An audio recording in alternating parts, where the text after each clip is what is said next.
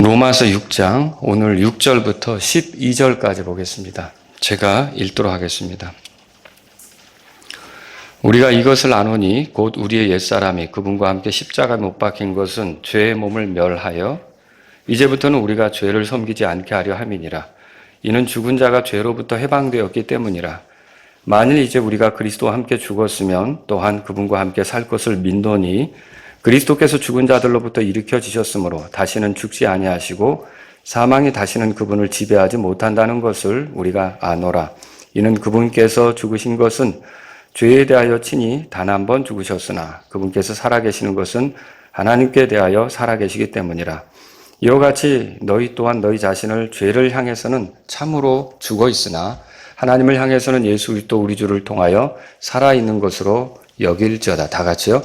그러므로 죄가 너희 죽을 몸 안에서 군림하지 못하게 하여 너희 몸의 정욕 안에서 죄에게 순종하지 말라. 아멘. 7절에 보시면 죄로부터 해방되었기 때문이라 찾으셨죠? 그래서 죄로부터 해방 이런 제목으로 말씀을 드릴게요. 링컨 대통령이 노예 해방을 선언했습니다. 그게 이제 1863년인데 그렇게 되면서 1863년 1월 1일을 기해서 일제히 미국 남부 지역의 노예들이 합법적으로 자유인이 되었습니다. 이게 노예 문제 때문에 남북전쟁이 또 있었지 않습니까? 그런데 많은 노예들이 그 사실을 알지는 못했습니다. 그래서 그 사실에 대해 듣게 되었다고 해도 그게 또 뭘 얘기하는지 모르는 노예들도 있었습니다. 그래서 남북전쟁 이야기라는 책을 쓴 셀비 풋이라는 사람이 이렇게 묘사를 했습니다. 들어보세요. 그분이 쓴 건데 이제 노예제도가 폐기되었다는 말은 국회의사당으로부터 흘러나와 도시를 거쳐 버지니아주와 캐롤라이나주의 골짜기와 들판에까지 미쳤고 심지어는 조지아주, 미시시피주 그리고 엘라바마의 농장에까지 미쳤다. 신문들은 노예제도는 법적으로 폐기되었다를 표제로 실었다. 하지만 놀라운 일이 일어났는데 남부 지역의 대부분 노예들은 마치 자신들이 해방되지 않은 것처럼 여전히 살아갔다. 그런 현상은 남북전쟁 후 복구 기간 내내 계속되었다. 흑인들은 그들이 경험해온 이전의 속박에 갇혀 있었다. 이제 효력을 발생하게 된 노예 해방자의 선언에 대해 어떻게 생각하느냐 질문을 받았을 때 엘라베마의 한 노예가 다음처럼 말했다. 저는 링컨 대통령에 대해 아무것도 몰라요. 단지 사람들이 그가 우리를 자유롭게 해주었다고 말하더군요. 하지만 사실 저는 그게 무슨 말인지도 잘 몰라요. 이렇게 썼다는 거예요. 자, 노예들은 자유롭게 되었는데, 그러니까 링컨 대통령에 의해서 자유롭게 되는 선언이 있었는데 그럼에도 불구하고 자유롭게 된 것을 알지 못했고 또 그 선언이 뭘 의미하는지도 몰랐고 누리지도 못한 걸 우리가 역사를 통해 본다는 거죠. 여러분, 그것처럼 오늘날 그리스도인도 죄로부터 해방되었는데 이게 뭘 말하는지도 모르고 이걸 누리지도 못하는 그리스도인이 있을 수 있다는 것입니다. 그래서 왜 그런가 보니까 미국의 노예들이 워낙 그 노예 생활에 길들여 있다 보니까 그게 지금 바뀌었는데 상황이 바뀌었는데도 그거를 쉽사리 받아들이지 못하는 것처럼 우리 역시 구원받고 그리스도인이 됐는데 워낙 거기에 과거에 죄로부터 길들여져 이렇게 살아오다 보니까 그냥 내가 지금 그리스도 안에서 죄로부터 해방됐다는 사실을 망각하고 그걸 누리지 못하는 그런 일이 벌어질 수가 있다는 것이죠. 그래서 오늘 제가 여러분과 함께 죄로부터 해방되었다는 것이 무엇을 말하는지 함께 살펴보려고 하는 겁니다. 그런 내용으로 설교를 드리도록 하겠습니다. 자, 그럼 죄로부터 해방되었다는 것이 뭡니까? 첫 번째로 죄로부터 해방되었다는 것은 죄를 짓지 않을 수 있게 되었다는 거죠. 우리는 지난 시간에 죄와 관계된 사람의 4가지 상태에 대해서 살펴봤어요. 자, 여러분이 들었던 것을 떠올려 보시기 바랍니다. 첫째가 범죄하기 전 아담의 상태예요. 이제 범죄하기 전 아담의 상태는 죄를 지을 수 있는 상태였죠. 물론 죄를 안 지을 수도 있었겠지만 아담의 그 약한 모습을 보면 죄를 지을 수 있겠다. 그리고 결국은 죄를 짓고 말았죠. 그렇죠? 그래서 죄를 지을 수 있는 상태가 있어요. 자, 그리고 두 번째는 뭐냐면 타락한 아담과 그에게 속한 모든 사람의 상태인데, 이거는 죄를 짓지 않을 수 없는 상태. 그러니까 아담 안에서 태어난 사람들은 다 죄를 짓지 않을 수 없는 상태. 바꿔 말하면 죄를 지을 수밖에 없는 상태. 이런 상태에 있었다는 거죠. 그래서 구원받지 못한 사람은 다 이 상태에 있습니다. 저도 과거에 그런 상태에 있었고요. 여러분도 그렇지 않을까요? 예, 다 우리가 그런 상태에 있어요. 자, 이런 상태를 옛사람의 상태, 그렇게 말할 수가 있습니다. 자, 세 번째는 뭐냐면 그리스도 안에 있는 사람의 상태로 죄를 짓지 않을 수 있는 상태예요. 아담 안에 속했던 사람이 어느 날 예수 그리스도를 발견하고 예수 그리스도의 죽음이 나를 위한 것이었다. 예수 그리스도의 부활이 나를 위한 것이었다. 이렇게 믿고 예수님을 내 구원자와 주님으로 받아들이면 그 사람이 그리스도와 연합하면서 그 사람의 상태가 죄를 짓지 않을 수 없는 상태에서 죄를 짓지 않을 수 있는 상태로 바뀌는 거예요. 그렇게 죄를 짓지 않을 수 있는 상태가 되는 것을 우리가 새 사람이 되었다, 이렇게 말할 수가 있죠. 새 사람이 되는 거예요. 자, 네 번째는 예수님처럼 부활한 사람의 상태예요. 자, 이 상태에 있는 사람이 있습니까, 지금? 현재?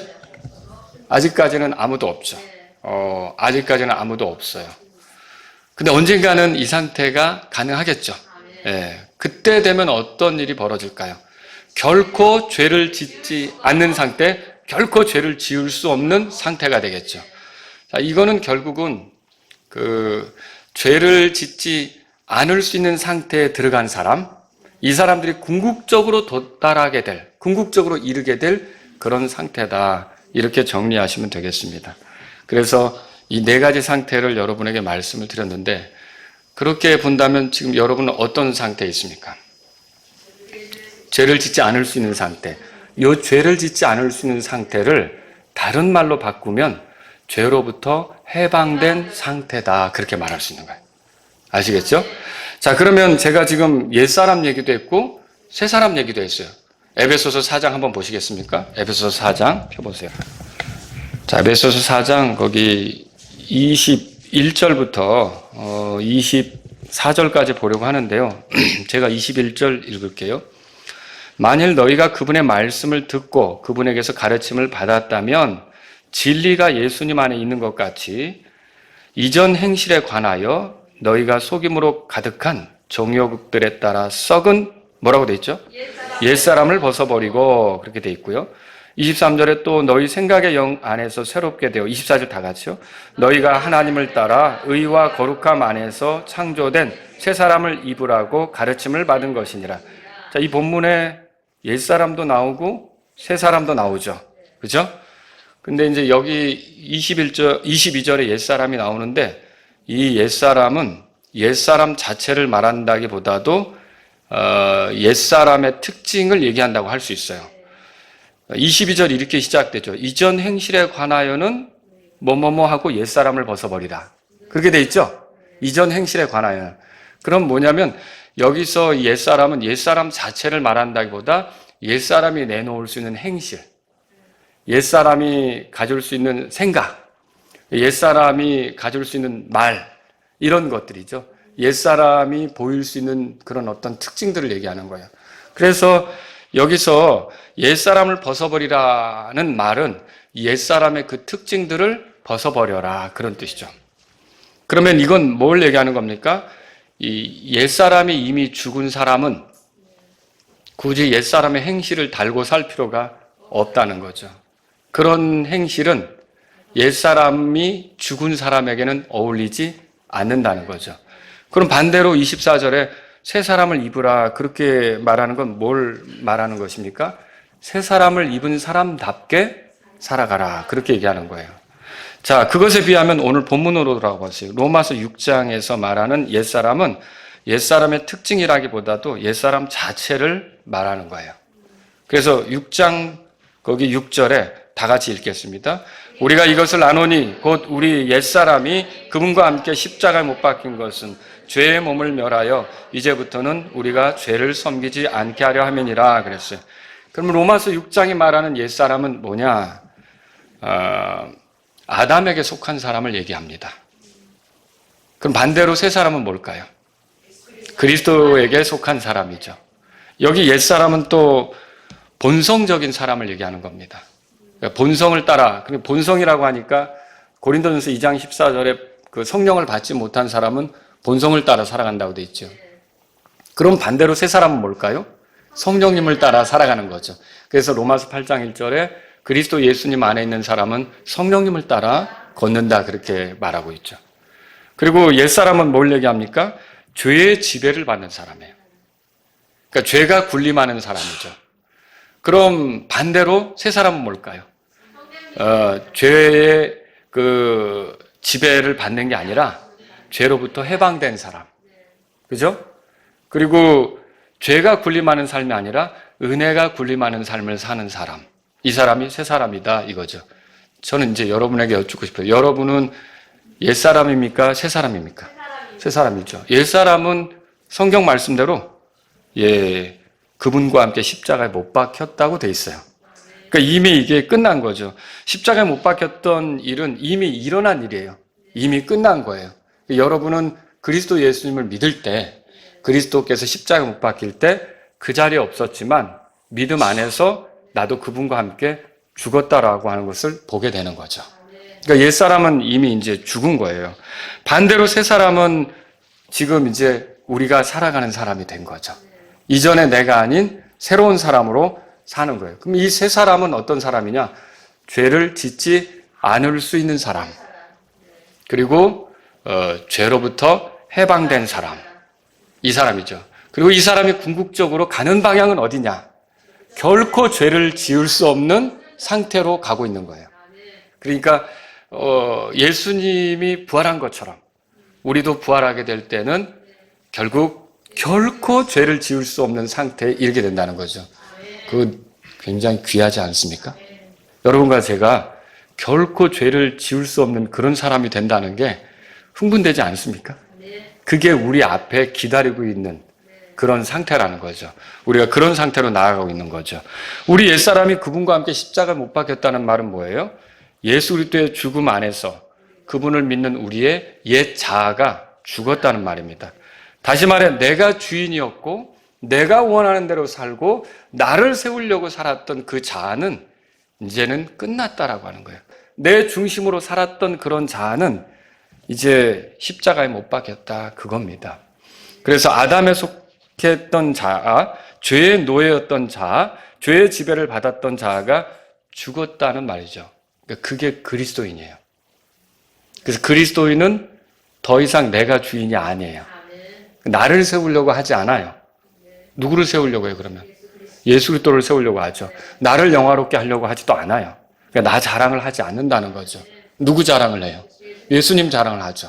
이게 그리스도인의 모습인 거죠. 옛사람이 그분과 함께 십자가에 못 박힌 것은 왜 그랬습니까? 6절로 돌아가 보세요. 로마서 6장 6절. 우리 옛사람이 그분과 함께 십자가에 못 박힌 것은 뭐라고 되어 있어요? 죄의 몸을 멸하여 이제부터는 우리가 죄를 섬기지 않게 하려 함이라 그랬어요. 이 말이 무슨 말이냐면 이제부터는 더 이상 죄의 본성으로 살아가지 않도록 하기 위해서 그렇게 되었다라고 하는 거죠. 여기 죄의 몸은 옛사람의 본성 혹은 육신 그렇게 다르게 표현할 수도 있어요. 그리스도 안에 있는 사람은 새로운 창조물입니다.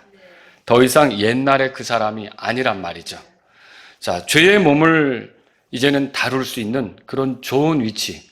전에는 끌려만 다녔는데 오히려 그거를 다룰 수 있는 좋은 위치에 있게 된 거죠. 자, 아까 노예 해방 선언에 대해서 여러분에게 처음에 말씀드렸어요. 링컨 대통령이 노예 해방 선언을 했는데 자, 이때 백인들은 노예에 대한 지배권을 잃게 된 겁니다. 그렇죠? 그런데 왜 노예들은 1864년 여전히 백인들을 두려워합니까? 그들을 지배해왔던 노예 제도에 스스로 갇혀있기 때문에 그래요. 법적으로는 이미 해결이 됐는데 스스로 그 오랫동안 지내왔던 그 노예 제도에 스스로 갇혀서 자유롭지 않은 거예요. 스스로 갇혀서.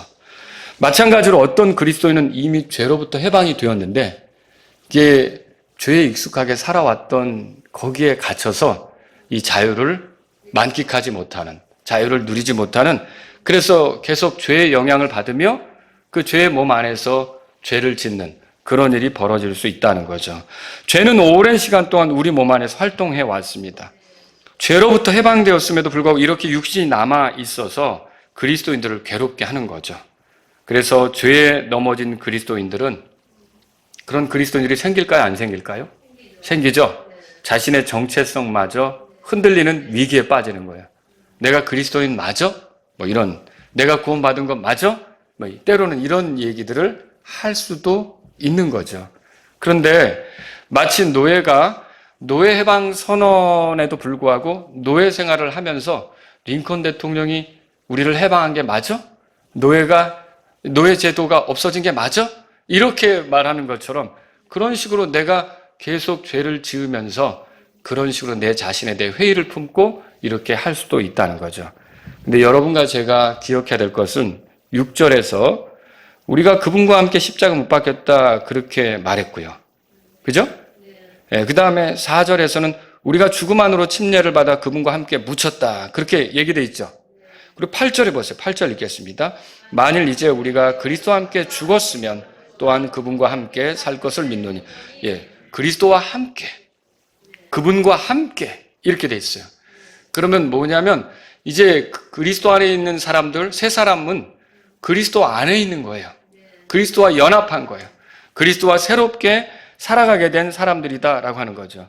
물론 그리스도인은 미래에 그분처럼 부활할 건데 여기서 8절이 말하는 또한 그분과 함께 살 것을 믿노니 이 말은요, 먼 미래에 우리의 몸이 영광스럽게 될 때 그때 얘기가 아니라 지금 현재에도 그분과 함께 살아갈 줄을 믿노니 그 소리예요. 물론 우리는 영원히 그분과 함께 살 거예요.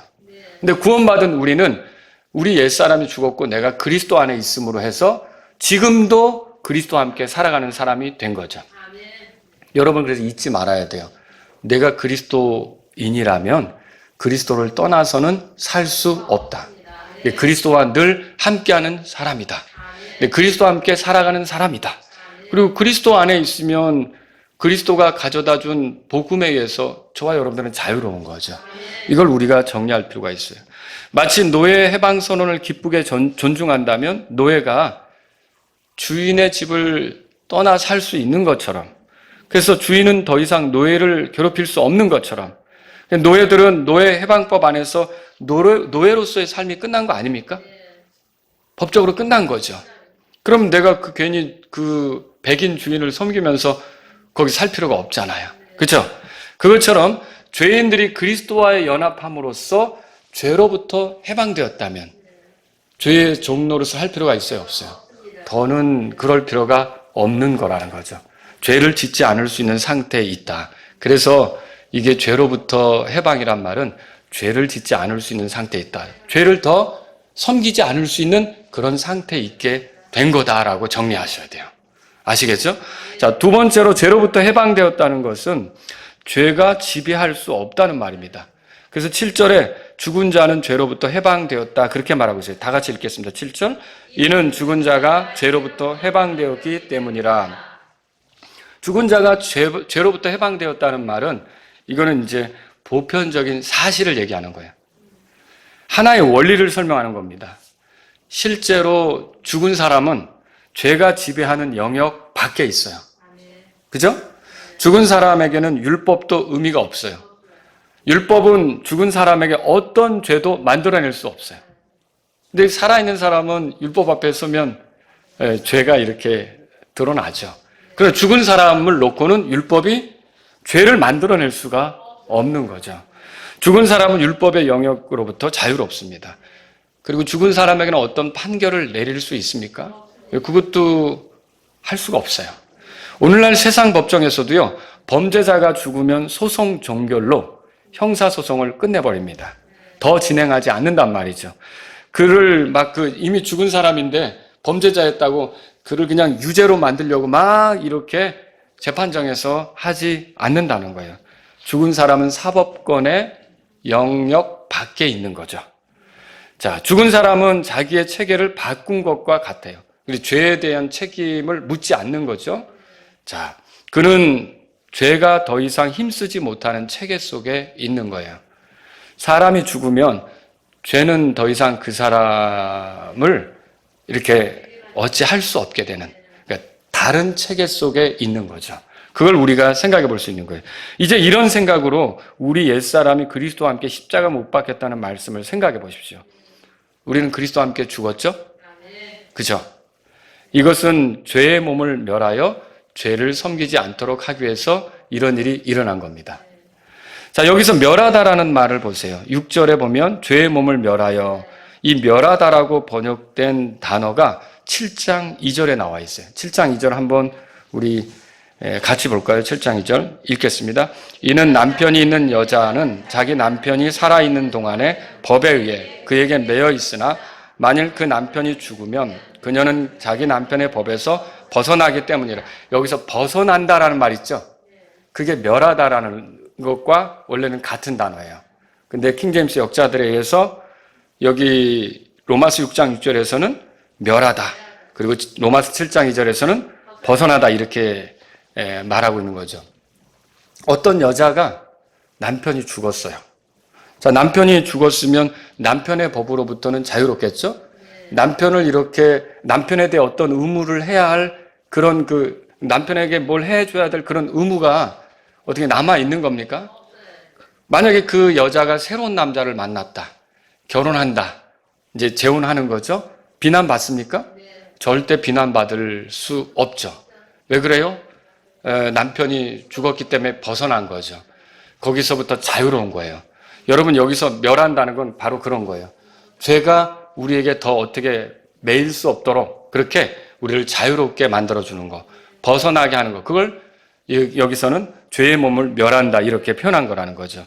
그것처럼 죄를 짓지 않을 수 없는 상태에서 벗어나 죄를 짓지 않을 수 있게 된 것, 죄를 따를 수밖에 없는 상태에서 벗어나 이제는 죄를 짓지 않을 수 있게 된 것, 이런 것들을 우리가 지금 죄의 몸을 멸하여 그 의미로 해석할 수가 있다는 거죠.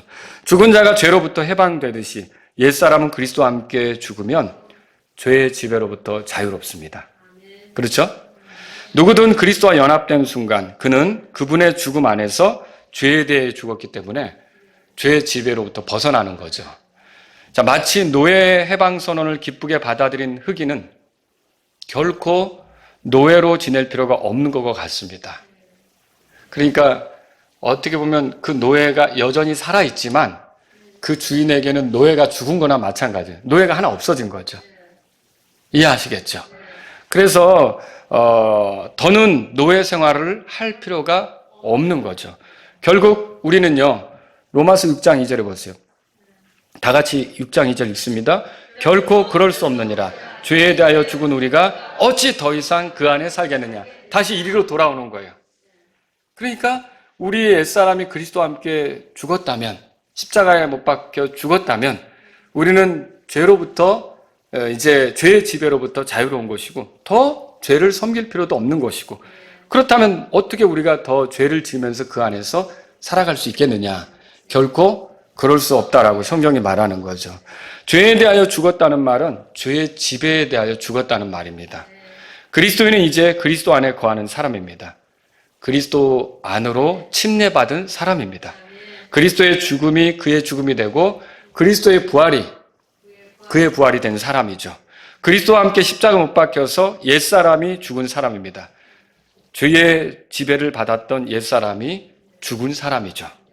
자, 이제 더는 죄가 지배할 수 없게 된 사람입니다. 로마서 6장 14절을 보세요. 그래서 이렇게 바울이 말하는 거예요. 다 같이 14절 읽겠습니다. 이는 너희가 율법 아래 있지 아니하고 은혜 아래 있기 때문이라.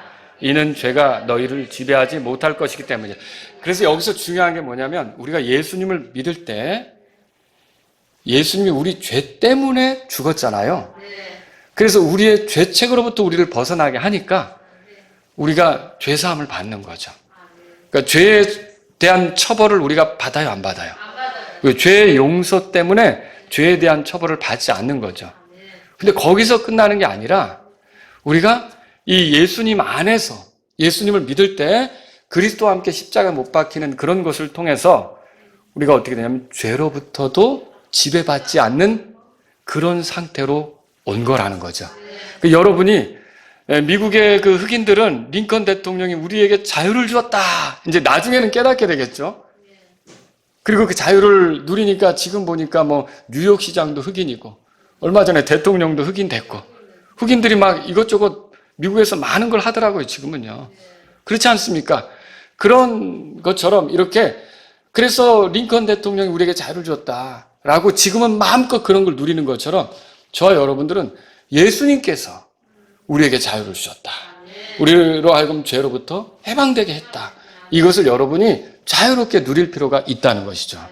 노예가 아니었던 링컨 대통령이 노예들을 해방시키면서 그 노예들이 결국은 링컨 대통령처럼 자유롭게 살아가게 했잖아요. 그것처럼 죄 없으신 예수님, 죄의 지배를 받지 않았던 예수님이 어떻게 우리에게 자유를 주시는가? 그분 안에서 우리가 그분과 함께 하면서 결국 우리 예수님처럼 죄의 지배를 받지 않으면서 궁극적으로는 죄를 지을 수 없는 그런 상태로 우리를 이끈다는 걸 여러분 믿으시기 바랍니다. 이것이 구원이에요. 그리스도께서 이 땅에 계시는 동안 죄가 군림하는 체계 속에 있었죠. 만약 죄를 짓는다면 우리의 구원자가 될 수는 없었던 거고. 근데 예수님은 죄를 지었습니까? 죄를 짓지 않으셨죠. 그리고 흠없는 상태에서 우리 죄 때문에 죽으신 거죠. 그리고 부활하셨어요. 자, 그분이 죽으실 때 죄가 지배하는 세상, 죄의 체계로부터 그분이 떨어져 나간 거예요. 이제 우리가 그분과 함께 산다면 그리스도와 함께 죽은 거고 죄가 지배할 수 없는 체계 속에 들어오신 예수님과 함께 우리는 더 죄가 지배할 수 없는 사람들이 된 거라는 거죠. 여러분과 저는 이거를 말씀에 의해서 믿음으로 받아들일 필요가 있는 거예요. 흑인들이 그걸 잘 몰라도 링컨 대통령이 우리를 해방시켰대. 우리를 노예 생활로부터 해방시켰대. 이제 그게 그들에게 이제 들렸던 거 아닙니까? 그런 것처럼 저와 여러분들이 그리스도 안에 있다면 예수 그리스도께서 우리를 이제 죄로부터 해방시키셨어. 죄의 지배를 받지 않게 하셨어. 이거를 저와 여러분들이 그냥 말씀대로 받아들이시면 된다는 거죠. 베드로전서 4장 보세요. 이와 비슷한 얘기를 베드로가 했어요. 베드로전서 4장 1절 제가 읽습니다. 그러므로 그리스도께서 우리를 위해 육체 안에서 고난을 당하셨으니 그와 같이 너희 자신도 같은 생각으로 무장하라. 이는 육체 안에서 고난을 당한 자는 이미 죄를 그쳤기 때문이라. 죄를 그쳤다는 말이 있어요. 2절 다 같이요. 그러므로 그는 자기 육체 안에 남은 때를 더 이상 사람들의 정욕들을 따라 살지 아니하고 하나님의 뜻을 따라 살아야 하리라 그랬어요. 여러분, 죄를 그쳤다는 말은 죄에 대해 죽었다는 말입니다. 죄로부터 풀려났다는 말이에요. 죄에서 벗어나 자유롭게 되었다는 말입니다. 여기 죄를 그쳤다는 말은 더 이상 죄가 지배하지 않는 가운데 있다는 말이죠. 그러면 여러분, 그리스도께서 우리를 위해 고난 당하셨죠? 육체 안에서 고난을 당하셨어요. 그분은 죄에 대해 죽은 거예요. 이제 그러면 우리도 같은 생각으로 무장하라는 거죠. 어떻게 사는 게 우리가 이 죄의 지배를 벗어나는 사람으로서 사는 겁니까? 2절에 보세요. 자기 육체 안에 남은 때를 더 이상 사람들의 정욕들에 따라 살지 않는 것. 그러니까 육신대로 걷지 않는 것. 죄를 이렇게 죄에게 기회를 주지 않는 것. 이런 것들이 우리가 남은 생애 동안 살아가야 될 모습이다라고 하는 거죠. 노예였으나 해방된 사람은 남은 때를 여전히 노예로 살아갈 필요가 있습니까? 자기 삶을 살기 위해서 떠나가면 되는 거죠. 왜 그 밑에서 계속 지배를 받으며 있을 필요가 있냐는 거예요. 자유롭게 살아갈 수가 있는 거죠. 그래서 이렇게 죄로부터 해방되었다는 말은 우리가 죄의 지배로부터 벗어나게 됐다, 이 말이라는 거죠. 세 번째로 죄로부터 해방되었다는 말은 전혀 죄를 지을 수 없다는 말은 아닙니다. 죄를 짓지 않을 수 있게 되었지만 정말 전혀 죄를 지을 수 없는 상태인가? 그거는 그 상태는 언제 이루어져요? 부활의 때. 몸의 구속이 이루어질 때, 우리의 천한 몸이 변화되어 그리스도 예수님과 같은 영광스러운 몸이 될 때, 그때는 전혀 죄를 지을 수 없는 상태가 되지만, 지금은 죄를 짓지 않을 수 있는 상태지만 때로는 죄를 짓기도 한다는 거죠. 그 전까지 죄를 짓지 않을 수 있지만 죄를 지을 수도 있다? 이게 참 우리의 힘든 문제입니다. 죄로부터 벗어났고 죄의 지배에서 벗어났고 그랬는데도 거기에 끌려 들어가는 게, 죄를 짓는다는 게 우리의 아픔이에요.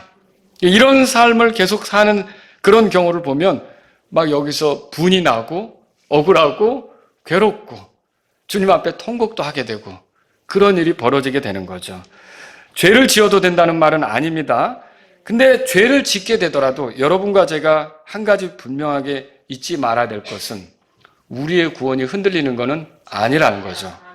우리는 이미 죄로부터 해방되었기 때문에 죄가 우리에게 영향을 미칠 수 없는, 죄가 우리를 다시 사망으로 데려갈 수 없는, 그 죄가 우리를 지옥의 심판으로 던질 수 없는 그런 상태에 있는 거죠.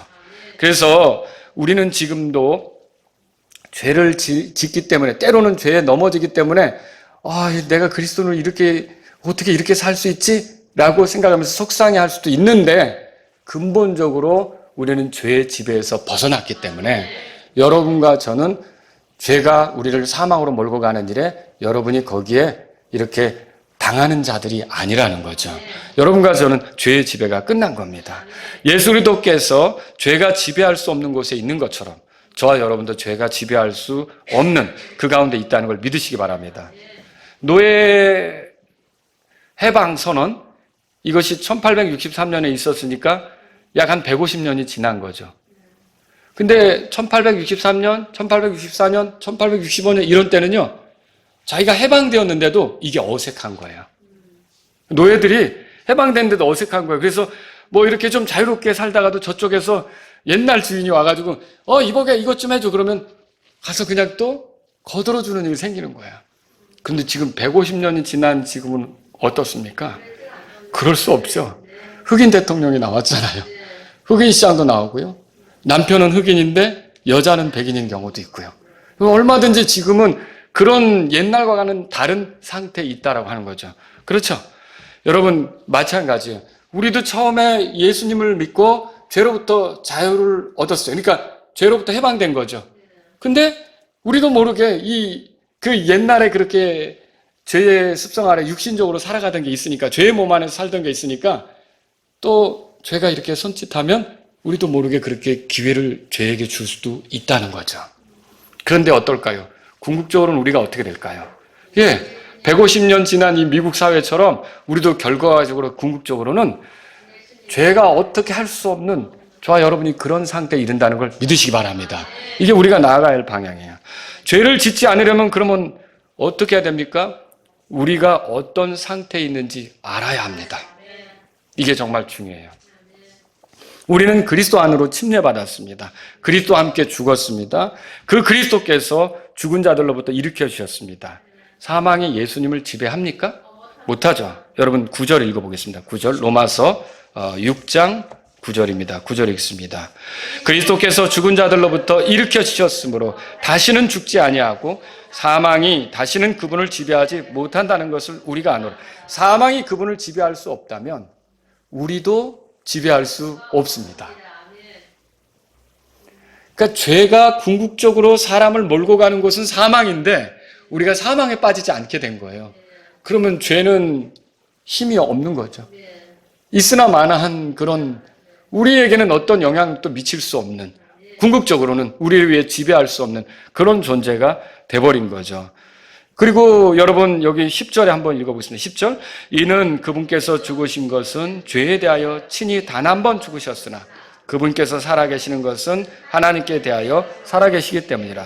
그분이 죄에 대하여 죽은 것처럼 우리 역시 죄에 대해 죽었고, 그분이 하나님을 향하여 살아있는 것처럼 이제 우리도 하나님을 향하여 살아있는 존재가 된 거죠.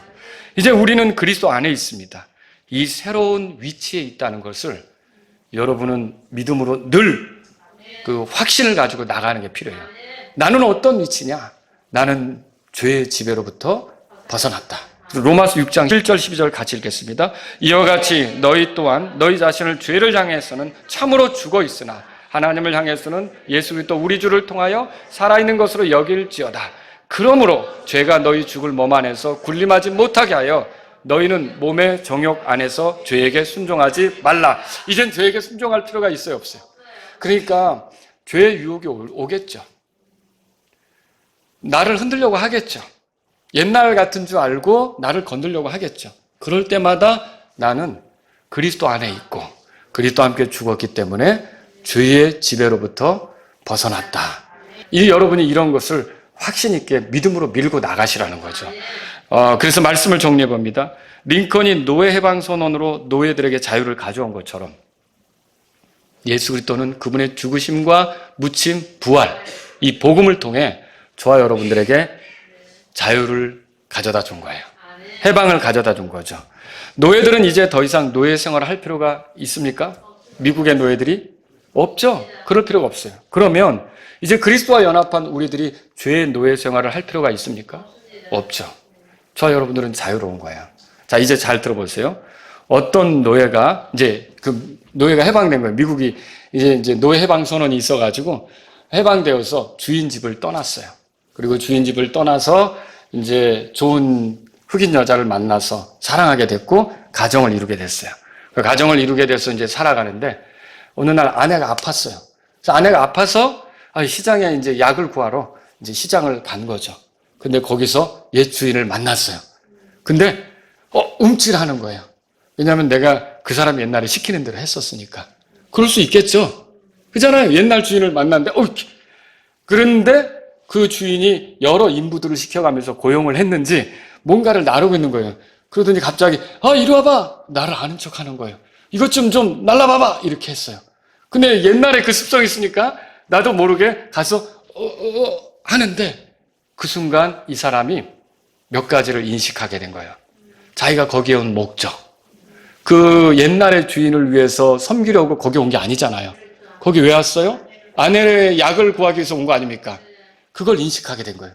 그리고 또 하나, 내가 지금 저 사람의 여전히 노예가 아니라는 걸 인식한 거죠. 그럴 때 이 사람이 어떻게 했습니까?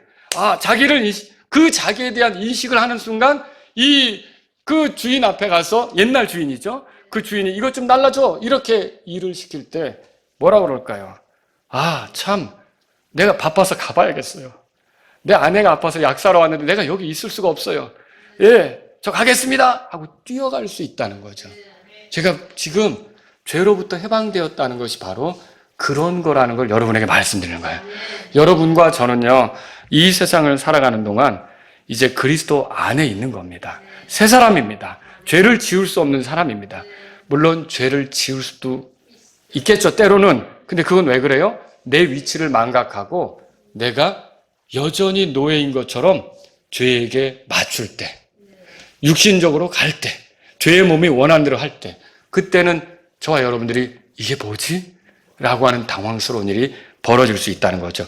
그래서 그럴 때마다 여러분들이 알아야 될 건 다시 로마서 6장을 펴보면서 내가 그리스도와 함께 십자가 못 박혀서 이제는 죄로부터 해방되었다. 여러분이 이렇게 선포하면서 나갈 수 있기 바랍니다. 12절 보세요. 12절 읽고 끝내겠습니다. 한 번 더 읽겠습니다. 그러므로 죄가 너희 죽을 몸 안에서 군림하지 못하게 하여 너희 몸의 정욕 안에서 죄에게 순종하지 말라. 이제 어떻게 살아야 될지 아시겠죠? 다 같이 일어서시겠습니다. 오늘 이 말씀을 들으신 여러분 가운데 하나님, 죄로부터 제가 해방되게 해주셔서 감사합니다. 제가 옛날에는 죄를 섬겼지만 더 이상 죄를 섬기지 않게 하려고 그리스도와 함께 내 옛사람이 십자가에 못 박히게 해주심을 감사합니다. 이제 내 나머지 삶은 이전과 다르게 살기를 원합니다. 정말 주님께 영광을 돌리며 거룩하게 살기를 원합니다. 내가 죄의 종로로서 사는 게 아니라 내 자신을 의에게 드리며 의의 도구로 살고 하나님께 드리며 하나님의 영광을 위해 적극적으로 살아가길 원합니다.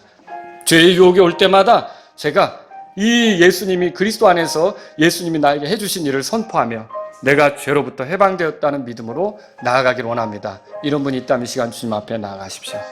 하나님 아버지, 저를 이렇게 죄의 지배로부터 벗어나게 하셔서 감사합니다. 남은 삶은 하나님의 영광을 위해 걷기를 원합니다. 이런 분이 있다면 주님 앞에 나가십시오.